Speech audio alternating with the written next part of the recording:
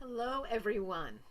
I'm Mellon Kennedy, and it is my delight and my honor to serve as the minister for the Springfield Meeting House in Vermont. When I was in seminary, I had the realization that bread and puppet theater was one of the foundational inspirations for me in understanding worship. And when I read the book Rehearsing with Gods, which one of the co-authors is Mark Estrin, I was just in tears because Mark captured the magic of bread and puppet and the spiritual message, the worship aspect of the power of bread and puppet. I'm delighted that Mark has agreed to participate through this recording in the service today. Mark met Peter Schumann, the founder of Bread and Puppet, back in 1969 or 70, so more than 50 years. Mark has been a close collaborator and companion with Peter and has insights about Bread and Puppet. A little bit more about Mark. He's an old friend of mine, and he lives currently in Burlington, Vermont. He's a novelist. Probably his most well-known novel is Insect Dreams. He's also a cellist. He's a political activist. And with his wife, Donna, has founded Fomite Press. And among other things, Fomite Press has produced, in the neighborhood of 20 or so books by Peter Schumann, the founder of Bread and Puppet.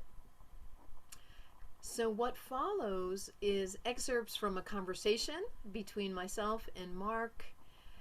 And Mark has so many wonderful stories and insights about Bread and Puppet that are worth hearing, so enjoy. Thanks for being here today. So what that immediately set into motion was a practice of Peter and me, at least once a year, finding some musical show to do, and that musical show would be embedded in the landscape. Hmm.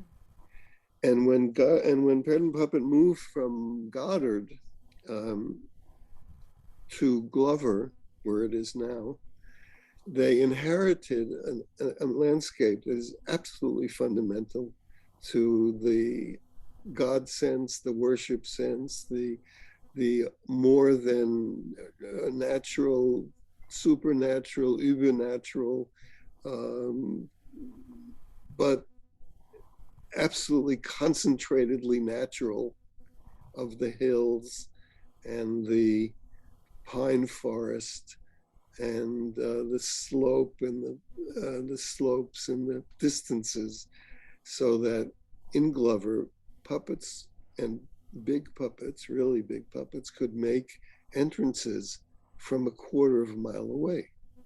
And things are very slow, and it takes a long time to walk a quarter of a mile, with a big puppet. And so the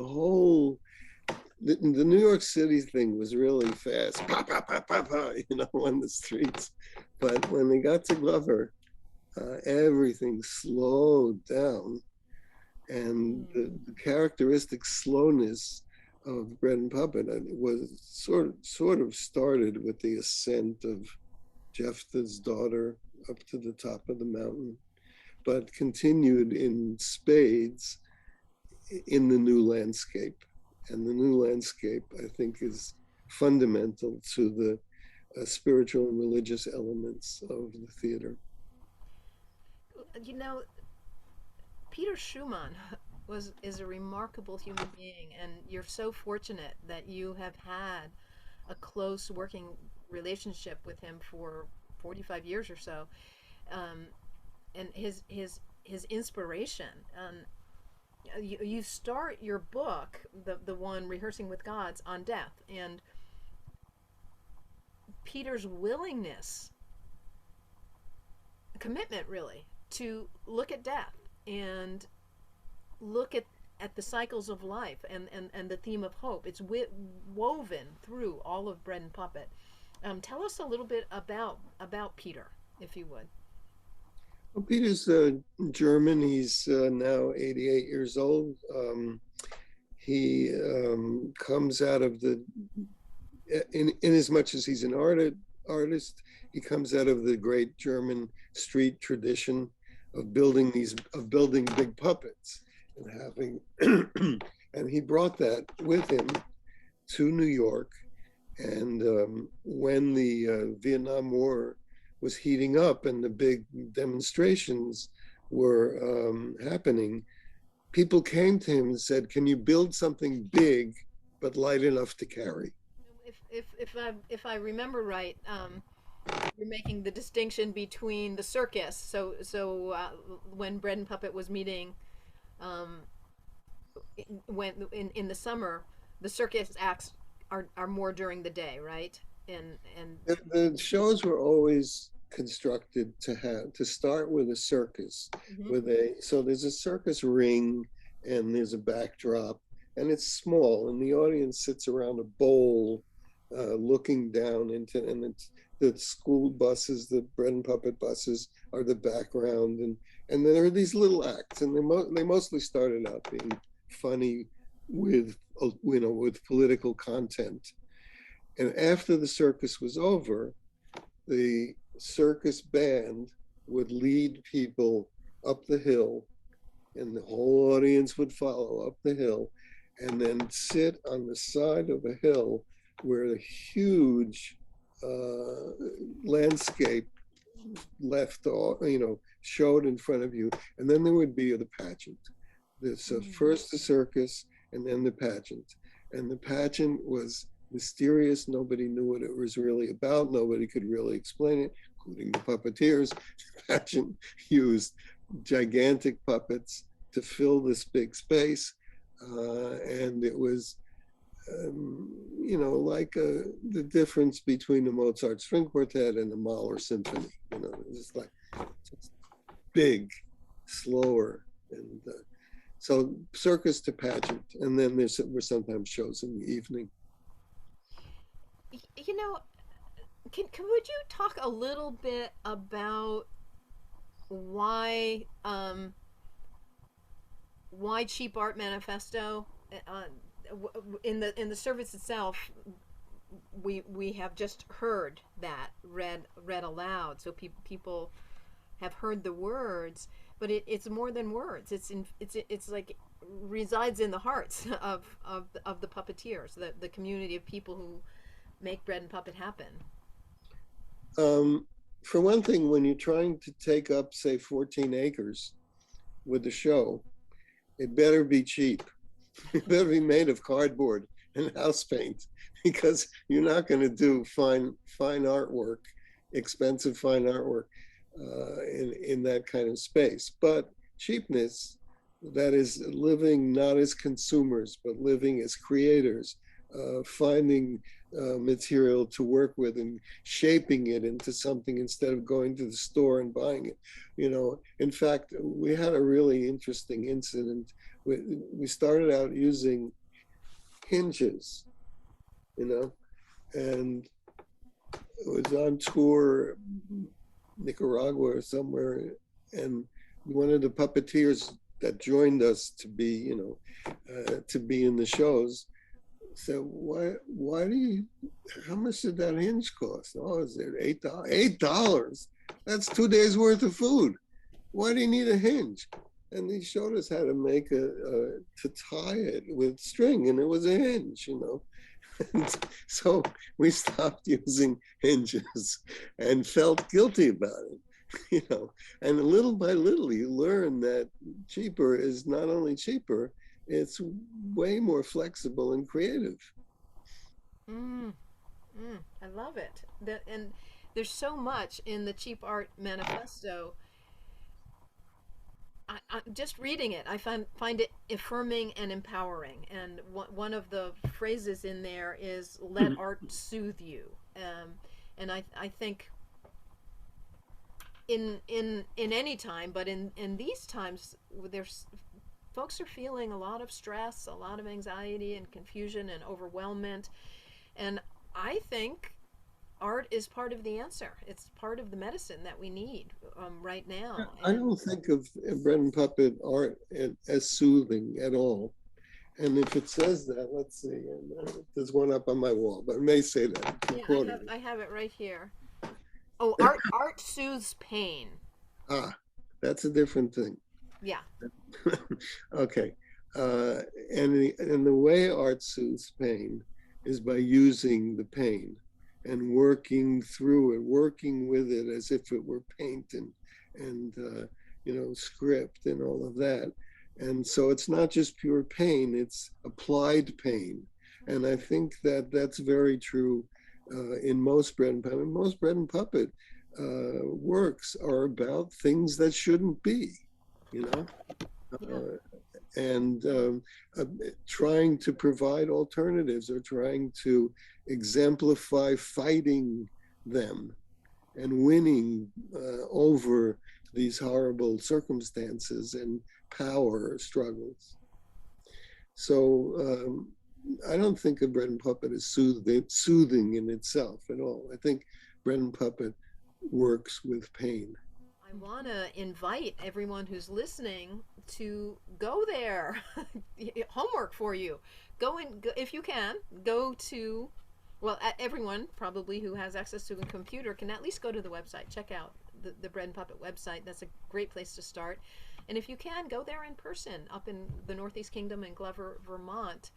Um, and tell us, Mark, about how a person can not just watch, but be involved. Oh yeah, well, so these are shows that require lots of people. Um, there's one puppet, Mother Earth, that takes about 80 people to operate it. You know, it's used in the pageant. It's often the culmination of the pageant, but those 80 people have to show up. You know, and showing up to operate a big puppet or showing up to be one of 100 population, and then you can do that. You can show up on a Saturday at 10 o'clock is usually when the first weekend rehearsal is, 10 until noon, and just say, I'm here, what do you want me to do? And then you can get into being in the show. The trouble with being in the show is you're behind something, you have a mask and you can't hardly see anything, and so it's nice to do that, but you don't have any experience inside the puppet of what the show is. You're looking out through these tiny holes, and you're so I wouldn't recommend that for people who want to see a show. To be in the show is quite different. Although that in itself, that difference, that pain, carrying those heavy things around, walking blindly. What was my cue? To have to ring the bell. Oh, what am I supposed to do?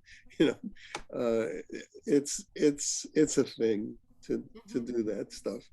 But if you come up at Saturday at 10, you can also watch Mm. the dress rehearsal because there's going to be a show Saturday at the afternoon.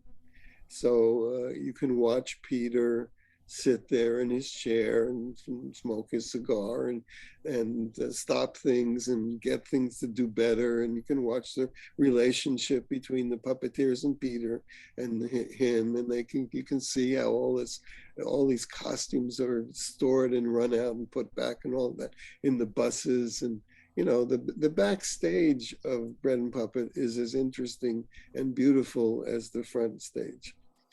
So if you want to watch a rehearsal and actually see a rehearsal, not be in a rehearsal, Saturdays at 10 is the time to do that.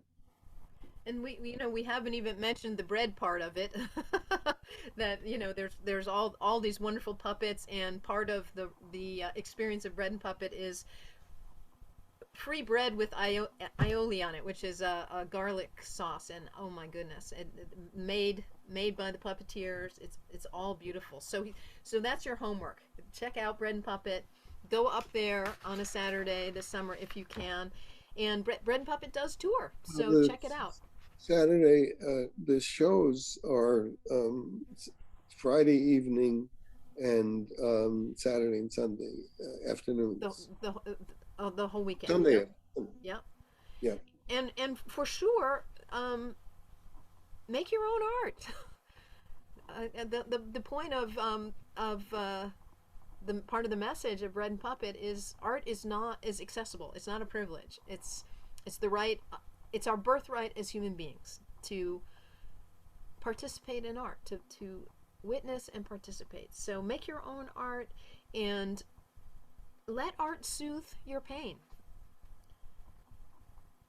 And avail yourself of the beauty of worship that helps you connect with the depth of your own being. And locally, for those of you who live in the Springfield area, go and visit Tony Streeter's art gallery up at the campground. Tony will be speaking after you and I, Mark. Tony loves Bread and Puppet and is an amazing artist in her own right, and her art gallery and her creations are